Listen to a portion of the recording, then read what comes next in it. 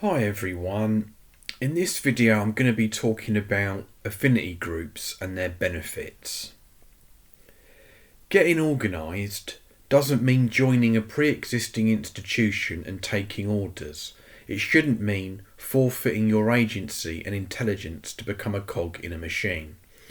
From an anarchist perspective, organisational structure should maximise both freedom and voluntary coordination at every level of scale, from the smallest group up to a society as a whole. You and your friends already constitute an affinity group, the essential building block of this model. An affinity group is a circle of friends who understand themselves as an autonomous political force. The idea is that people who already know and trust each other should work together to respond immediately, intelligently, and flexibly to emerging situations. This leaderless format has proven effective for guerrilla activities of all kinds, as well as so-called swarming tactics in which many unpredictable autonomous groups overwhelm a centralised adversary. You should go to every demonstration in an affinity group with a shared sense of your goals and capabilities. If you are in an affinity group that has experience taking action together, you will be much better prepared to deal with emergencies and make the most of unexpected opportunities. Relative to their small size, affinity groups can achieve a disproportionately powerful impact. In contrast to traditional top-down structures, they are free to adapt to any situation. They need not pass their decisions through a complicated process of ratification, and all the participants can act and react instantly without waiting for orders, yet with a clear idea of what to expect from one another. The mutual admiration and inspiration on which they are founded make them very difficult to demoralise. In stark contrast to capitalist, fascist and state socialist structures, they function without any need of hierarchy or coercion. Participating in an affinity group can be fulfilling and fun as well as effective. Most important of all, affinity groups are motivated by shared desire and loyalty rather than profit or duty or any other compensation or abstraction. Small wonder whole squads of riot police have been held at bay by affinity groups armed with only the tear gas canisters shot at them. With some affinity groups, the participants live together sharing everything in common. But an affinity group need not be a permanent arrangement. It can serve as a structure of convenience assembled from the pool of interested and trusted people for the duration of a given project. A particular team can act together over and over as an affinity group, but the members can also break up into smaller affinity groups, participate in other affinity groups, or act outside the affinity group structure. Freedom to associate and organise as each person sees fit is a fundamental anarchist principle.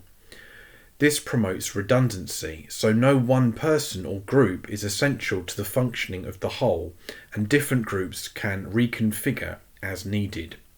The affinity group is a flexible model. An affinity group can range from 2 to perhaps as many as 15 individuals, depending on your goals. However, no group should be so numerous that an informal conversation about pressing matters is impossible. You can always split up into 2 or more groups if need be. In actions that require driving, the easiest system is often to have one affinity group to each vehicle. With an affinity group, it's a good idea to learn each other's strengths and vulnerabilities and backgrounds so you know what you can count on each other for. Discuss your analyses of each situation you are entering and what it is worth accomplishing in it. Identify where they match, where they are complementary and where they differ, so you'll be ready to make split-second decisions. One way to develop political intimacy is to read and discuss text together, or watch or share things like documentaries together, for example. But nothing beats on the ground experience. Start out slow so you don't overextend. Once you've established healthy internal dynamics, you're ready to identify the objectives you want to accomplish, prepare a plan, and go into action. Affinity groups are resistant to infiltration because all members share history and intimacy with each other, and no one outside the group need be informed of their plans or activities. Once assembled, an affinity group should establish a shared set of security practices and stick to them. In some cases, you can afford to be public and transparent about your activities. In other cases, whatever goes on within the group should never be spoken of outside it, even after all its activities are long completed. In some cases, no one except the participants in the group should know that it exists at all. You and your comrades can discuss and prepare for actions without acknowledging to outsiders that you constitute an affinity group. Remember, it is easier to pass from a high security protocol to a low one than vice versa. Affinity groups generally operate with consensus decision making. Decisions are made collectively according to the needs and desires of every individual involved. Democratic voting, in which the majority get their way and the minority must hold their tongues, is anathema to affinity groups. For if a group is to function smoothly and hold together under stress, every individual involved must be satisfied.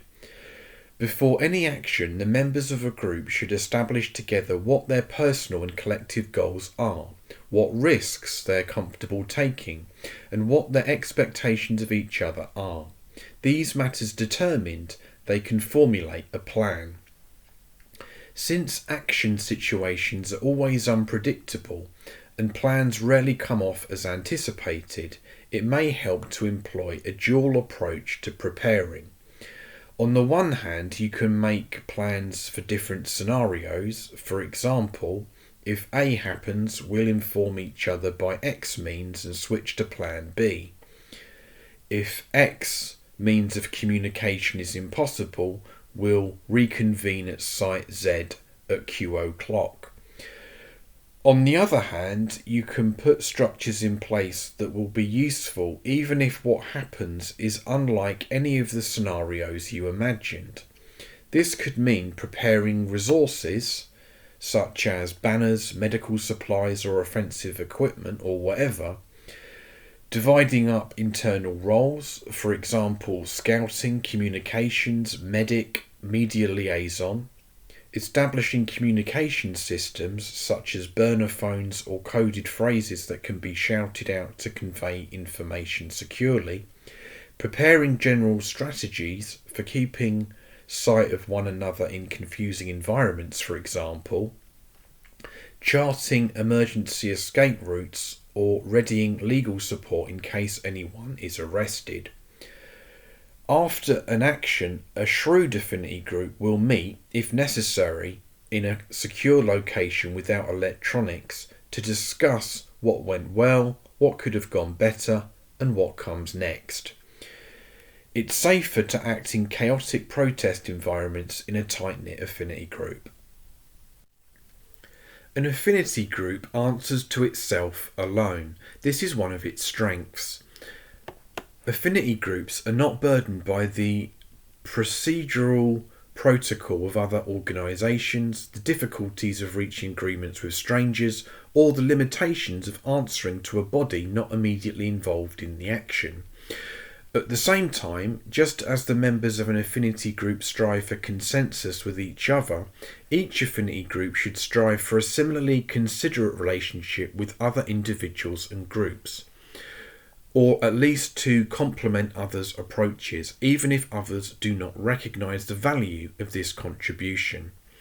Ideally, most people should be glad of your affinity group's participation or intervention in a situation rather than resenting or fearing you. They should come to recognise the value of the affinity group model and so to employ it themselves after seeing it succeed and benefiting from that success. An affinity group can work together with other affinity groups in what is sometimes called a cluster. The cluster formation enables a larger number of individuals to act with the same advantages a single affinity group has. If speed or security is called for, representatives of each group can meet ahead of time, rather than the entirety of all groups. If coordination is of the essence, the groups or representatives can arrange methods for communicating through the heat of the action. Over years of collaborating together, different affinity groups can come to know each other as well as they know themselves, becoming accordingly more comfortable and capable together. When several clusters of affinity groups need to coordinate especially big actions, before a big demonstration, for example, they can hold a spokes council meeting at which different affinity groups and clusters can inform one another, to whatever extent is wise, of their intentions. Spokes councils rarely produce seamless unanimity, but they can inform the participants of the various desires and perspectives that are at play. The independence and spontaneity that decentralisation provides are usually our greatest advantages in combat with a better equipped adversary. For affinity groups and larger structures based on consensus and cooperation to function, it is essential that everyone involved be able to rely on each other to come through on commitments. When a plan is agreed upon, each individual in a group and each group in a cluster should choose one or more critical aspects of the preparation and execution of the plan and offer to bottom line them. Bottom lining the supplying of a resource or the completion of a project means guaranteeing that it will be accomplished somehow, no matter what. If you're operating the legal hotline for your group during a demonstration, you owe it to them to handle it even if you get sick. If your group promises to provide the banners for an action, make sure they're ready, even if that means staying up all night the night before because the rest of your affinity group couldn't show up. Over time, you'll learn how to handle crises and who you can count on in them, just as others will learn how much they can count on you. So, that's affinity groups. Stop wondering what's going to happen or why nothing's happening. Get together with your friends and start deciding what will happen. Don't go through life in passive spectator mode, waiting to be told what to do. Get in the habit of discussing what you want to see happen and making those ideas reality.